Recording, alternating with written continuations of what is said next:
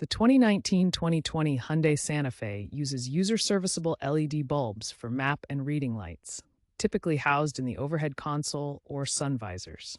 These are usually wedge-based LEDs like T10 or 194. Before starting, confirm your bulb type in the owner's manual. You'll need a flathead screwdriver, a plastic pry tool to protect the interior, and possibly needle-nose pliers.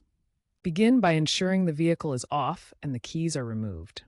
Wear gloves to avoid fingerprints and work in a well-lit area. Use the pry tool to gently remove the light lens cover, which is held by clips. Pull out the bulb socket by twisting or pulling.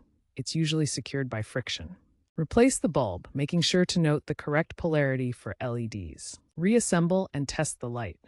If you encounter tightly clipped or glued bulbs, avoid excessive force to prevent breaking the plastic housings. While replacing these bulbs is straightforward, inspect the wiring and sockets for corrosion, especially if you've experienced leaks. Consider any relevant recalls, such as the 2023 Nenetsa recall 23V456 for faulty wiring harnesses, and address them during the bulb change. Source OEM or high-quality equivalent LED bulbs for best fit and longevity. Be aware of the trend towards integrated LED assemblies in newer vehicles.